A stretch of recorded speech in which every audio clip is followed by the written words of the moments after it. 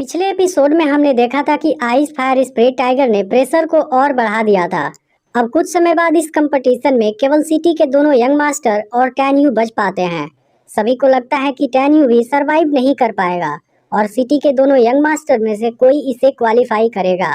लेकिन तभी टैन्यू अपनी स्पिरिचुअल पावर से आइस फायर का सामना करने लगता है, जिसे देख सब काफी हैरान होते हैं। वहीं खुद मेंगई भी हैरान हो जाती है, क्योंकि ऐसी सिचुएशन में 8वीं लेवल वाला स्पिरिट भी सरवाइव नहीं कर सकता, जबकि वह अभी भी जिंदा है। इसके बाद मेंगई कंपटीशन के लास्ट स्टेज को शुरू करती है और टाइगर आइस फायर की डिफिकल्टी और भी बढ़ा देता है। अब सिटी के दोनों यंग मास्टर की हालत खराब होने लगती है, लेकिन ऐसी सिचुएशन में भी टैन्यू नीचे नहीं झुकता। वह अपनी पूरी ताकत लगा देता है, जिससे खुद टाइगर एक कदम पीछे हट जाता है। वहीं अब सिटी के दोनों यंग मास्टर के फादर को उनकी चिंता होने लगती है। कोई भी नहीं समझ पा रहा था कि टैन्यू किस वजह से अभी तक जिंदा है। अब सिटी के दोनों यंग मास्टर वहां से निकलने की कोशिश करते हैं, लेकिन टाइगर ऐसा नहीं होने देता। इसके बाद टैन्यू होममिंग फायर वाली पावर यूज करता है और आइस फायर में सरवाइव करने लगता है। अब कुछ समय बाद यह सिलेक्शन प्रोसेस खत्म हो जाता है, जिसमें सिटी के दोनों यंग मास्टर और टैन्यू सरवाइव कर जाते हैं। लेकिन यह चीज बहुत ही इंटरेस्टिंग होती है, क्योंकि हुआंगफू सेक्ट इनमें से केवल एक को ही अपना मेंबर बनाने वाला है। इसलिए अब इनका आपस में कंपटीशन होगा, ताकि पता चल सके कि कौन सबसे स्ट्रॉन्ग है। फिर मेंगई तीनों को बताती है कि अब उनका आपस में कंपटीशन होने वाला है और यह चीज एक लॉटरी के द्वारा डिसाइड होगा।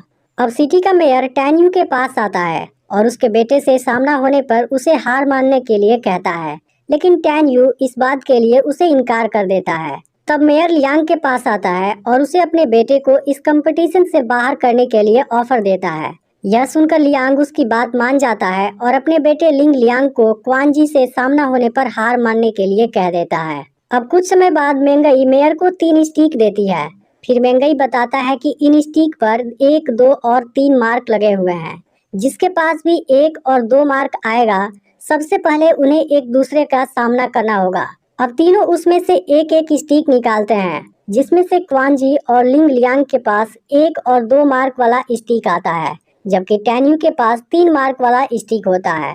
अब रूल के अनुसार लिंग लियांग और क्वान जी की आपस में फाइट होने वाली होती है, लेकिन लिंग लियांग पहले ही हार मान जाता है, क्योंकि उसके फादर ने मेयर के साथ डील कर लिया था। अब यहाँ केवल टैन्यू और क्वान जी बच जाते हैं, जिसके बाद मेंगई इनका आपस में कंपटीशन कराती है। अब क्वान जी अपनी तलवार निकाल लेता है, लेकिन इस समय टैन्यू की स्पिरिचुअल पावर कम हो गई होती है, इसलिए वह कोई वेपन नहीं निकालता। अब क्वान जी टैन्यू पर अटैक करने लगता है और साथ ही उसका मजाक भी उड़ाने लगता है।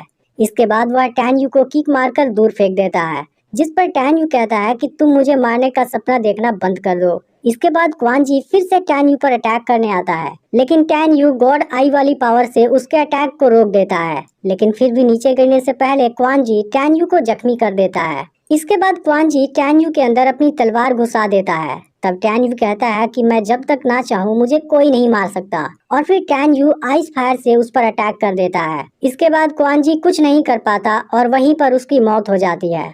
अब मेयर अपने बेटे की मौत से बहुत गुस्सा होता है और इसका बदला लेने के लिए डिसाइड करता है। इसके बाद मेंगई टैन्यू के पास आती है और सभी के सामने उसे हुआंगफू सेक्ट का मेंबर अनाउंस कर देती है। फिर वह मेयर से कहती है कि सिलेक्शन रूल के अनुसार इसमें कोई भी किसी के मौत का जिम्मेदार नहीं होता, इसलिए तुम्हें बदला लेने का विचार छोड़ देना चाहिए। अब टैन्यू बुरी तरह जख्मी होता है, इसलिए मेंगई उसे उसके घर ले जाने वाली होती है, लेकिन टैन्यू कहता है कि मैं ठीक हूँ और हुआंगफू सेक्ट जाने के लिए रेडी हूँ। यह सुनकर मेंगई लिंग हू को बुलाती है और टैन्यू के साथ यहाँ से निकल जाती है। अब मेयर अपने बेटे के मौत का बदला लेना चाहता है, इसलिए वह अपने आदमी को हुआंगफू सेक्ट में इसकी न्यूज भेजने के लिए कहता है, जहाँ पर क्वान जी का कजिन पहले से ही ट्रेनिंग कर रहा है। वहीं अब मेंगई टैन्यू को लेकर सेक्ट की ओर जा रही होती है और इस समय दोनों टियान फा माउंटेन के ऊपर होते हैं। इस दौरान टैन्यू अपने पूरे जख्म को हील कर लेता है और इस बात से मेंगई फिर से हैरान होती है। इसके बाद वह टैन्यू को सेक्ट का मैनुअल देती है, ताकि उसे वहाँ के बारे में कुछ जानकारी हो जाए। तब टैन्यू को पता चलता है कि हुआंगफू सेक्ट टियान फा माउंटेन के बीच में बना है,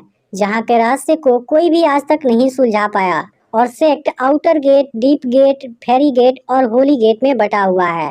फिर आगे पता चलता है कि यह सेक्ट लिंग सियाओ ने बनाया था, लेकिन अब यह माउंटेन 3 बड़े सेक्ट में डिवाइड हो गया है, जिनके बीच काफी भयंकर कंपटीशन चलती है। तभी मेंगई टैन्यू से पूछती है कि तुम कंपटीशन के दौरान काफी निराश लग रहे थे, इसके पीछे की वजह क्या है। फिर फ्लैशबैक में दिखाया जाता है कि टैन्यू की वाइफ प्रेग्नेंट थी, लेकिन टैन्यू पूरी दुनिया में शांति कायम रखना चाहता था, इसलिए वह अपनी वाइफ को ज्यादा टाइम नहीं दे पाता था। फिर एक दिन लिंग सिया हेल्प मांगने के लिए वहाँ आई और धोखे से टैन्यू की वाइफ को गॉड चेन में लॉक कर दिया। इसके पीछे सियान का हाथ था, लेकिन अब उस समय टैन्यू वहाँ नहीं था, जिसका फायदा उठाकर उसने स्पेस और टाइम की पावर को लॉक कर दिया और बाद में उसे मार भी दिया। इन सभी बातों को याद करके टैन्यू काफी इमोशनल हो जाता है।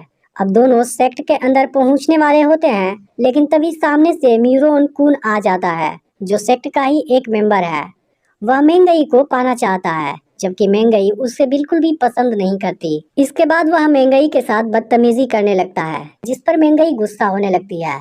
लेकिन तभी म्यूरोन कुन उस पर एक पॉइजन से अटैक कर देता है।